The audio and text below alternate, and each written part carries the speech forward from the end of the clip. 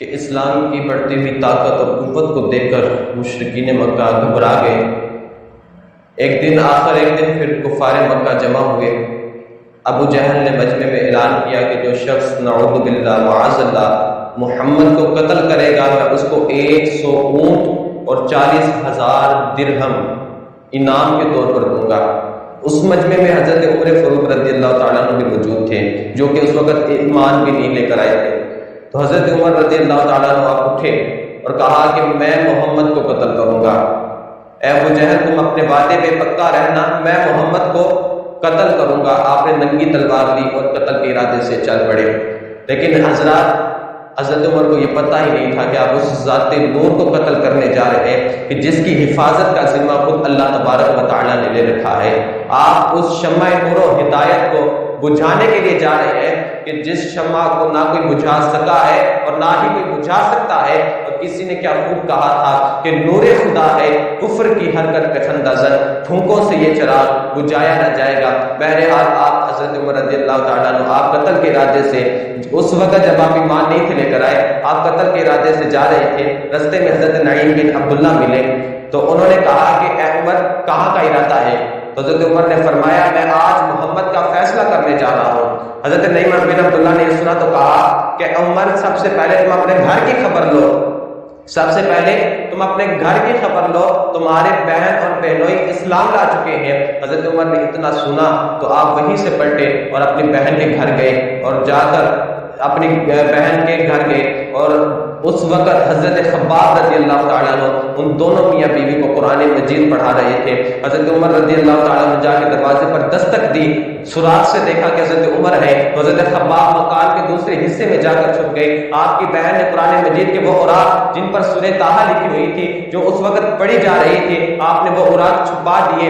حضرت عمر اندر داخل ہوئے اور کہا کہ میں نے یہ کیسی آواز سنی ہے، میں جب اندر آ رہا تھا تو یہ آواز کیسی تھی جو میں نے سنی؟ آپ کے بہن اور بہنوئی دونوں گھبرا گئے۔ حضرت عمر نے کہا کہ میں نے سنا ہے کہ تم لوگ اسلام لے آئے ہو۔ تو آپ کے بہنوئی حضرت سعید کو آپ مارنے لگے اور کہنے لگے بتاؤ تم اسلام لے آئے ہو؟ تو آپ کے بہن اور بہنوئی حضرت سعید بن زید انہوں نے کہا کہ اے عمر ہم اللہ اور اس کے محبوب خدا رسول کریم صلی اللہ تعالی علیہ وسلم پر ایمان لے آئے ہیں، اب تم سے جو ہو سکتا ہے کر لو، ہم نہیں اپنا اب یہ ایمان چھوڑنے والے۔ آپ کی بہن کہنے لگی اے عمر کان کھول کر سن لو کہ اگر تمہاری رگوں میں خطاب کا خون ہے تو میری رگوں میں بھی خطاب کا خون ہے۔ تم مار مار کر مجھے میری جان تو لے سکتے ہو لیکن میرا ایمان نہیں چھین سکتے۔ حضرت عمر نے اتنا سنا تو آپ کا دل نرم پڑ گیا۔ آپ نے حضرت اپنی بہن سے کہا کہ ذرا وہ قرآن مجید کے اوراق کو لے کے آؤ کہ جو تم پڑھ رہے تھے میں بھی تو پڑھوں کہ اس میں کیا ہے۔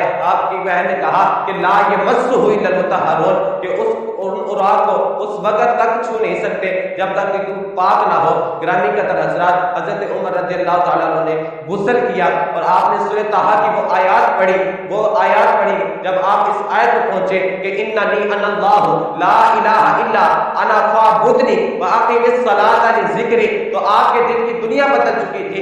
آپ نے کہا کہ مجھے محمد کی بارگاہ میں لے چلو، مجھے محمد کی بارگاہ میں لے چلو۔ آپ یہ باتیں سن کر حضرت خباب باہر تشریف لائے اور کہا کہ اے عمر آج میں تمہیں خوشخبری سناتا ہوں، تمہارے لیے کل رات رسول کریم نے دعا فرمائی تھی کہ یا اللہ عمر کو مسلمان بنا کر اسلام کو عزت اور قوت عطا فرما، اسلام کو عزت اور قوت عطا فرما۔ اے عمر ایسا معلوم ہوتا ہے کہ وہ دعا تمہارے حق میں قبول ہو چکی ہے۔ اس کے بعد حضرت خباب رضی اللہ تعالیٰ عنہ اور حضرت عمر فاروق آپ دونوں نبی کریم علیہ السلام کی بارگاہ خدمت میں حاضر ہوئے۔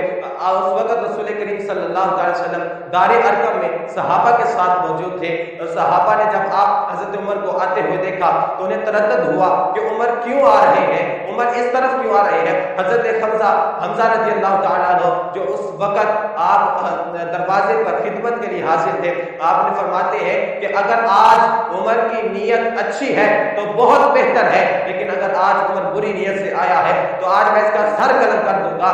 اس کے بعد حضرت عمر فاروق رضی اللہ تعالیٰ عنہ آپ دار ارقم کے دروازے پر پہنچے پہنچے تو محبوب خدا باہر تشریف لائے اور آگے فرمایا اے عمر کیا تم اس وقت تک فساد کرتے رہو گے کہ جب تک تم پر ذلت اور رسوائی مسلط نہ ہو جائے؟ کیا تم اس وقت یہی فساد کرتے رہو گے؟ جب حضرت عمر نے اتنا سنا تو پکار کے فرمایا اشہد ان لا الہ الا اللہ وانک عبد اللہ ورسولہ۔ حضرت عمر رضی اللہ تعالی عنہ کا جب ایمان لے کر آئے تو صحابہ نے زوردار نعرہ لگایا اور نعرے تکبیر لگایا، اللہ اکبر کی صدا بلند کی، جس سے مکہ مکرمہ کی ساری پہاڑیاں گونج اٹھی۔ گرامی قدر حضرات، حضرت عمر فاروق کے حق میں اس وقت نبی کریم علیہ السلام کی دعا قبول ہوئی۔ محبوب خدا رضی اللہ تعالیٰ عنہ حضرت عمر فاروق کو اپنے پاس بٹھایا اور ان کے سینے پر 3 مرتبہ ہاتھ پھیرا اور دعا فرمائی کہ اے یا اللہ اس عمر کے سینے سے جو تمام غل و غشل ہے، جو بھی کدورت ہے، وہ ساری نکال دے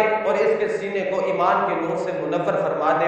اس وقت حضرت عمر فاروق ایمان لے کر آئے اور حضرت عبداللہ بن عمر فرماتے ہیں کہ نبی کریم علیہ السلام نے فرمایا کہ جب حضرت عمر ایمان لے کر آئے تو اس وقت نبی کریم علیہ السلام کی بارگاہ میں حضرت جبریل امین علیہ السلام تشریف لائے اور عرض کی یا رسول اللہ صلی اللہ علیہ وسلم، عمر کے اسلام لانے پر آج تمام آسمان والوں نے خوشی کا جشن منایا ہے۔ گرامی کا حضرات، علامہ جلال الدین سیوطی رحمۃ اللہ تعالیٰ علیہ آپ اپنی کتاب میں لکھتے ہیں، آپ فرماتے ہیں کہ حضرت عمر رضی اللہ تعالیٰ عنہ جب آپ ایمان لے آئے تو رسول کریم صلی اللہ تعالیٰ علیہ وسلم کو آپ نے چھپ کر نماز پڑھتے ہوئے دیکھا تو حضرت عمر فاروق نے عرض کیا رسول اللہ صلی اللہ علیہ وسلم کیا ہم حق پر نہیں ہیں؟ تو حضور نے فرمایا کہ عمر بے شک ہم حق پر ہیں۔ تو حضرت عمر نے فرمایا یا رسول اللہ پھر یہ پوشیدگی کیوں، پھر یہ چھپ کر نمازیں پڑھنا کیوں، پھر یہ در پردہ نمازیں پڑھنا کیوں، پھر در پردہ آپ عبادت کیوں کرتے ہیں؟ تو رسول اللہ نے فرمایا کہ عمر تمہاری قوم ہمیں علل اعلان کعبے میں نماز نہیں پڑھنے دیتی۔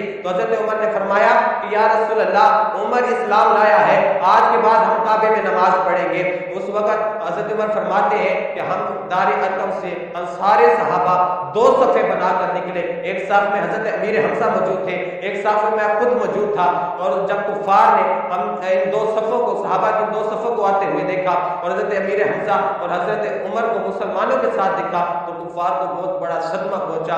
اس وقت حضرت عمر فاروق رضی اللہ تعالیٰ عنہ کے ذریعے اسلام کو عزت اور قوت ملی اور اس وقت نبی کریم علیہ السلام نے آپ کو فاروق کا لقب عطا فرمایا، اس لیے کہ آپ کی وجہ سے حق اور باطل میں فرق واضح ہو گیا تھا اور اسلام ظاہر ہو گیا تھا۔ اور یہ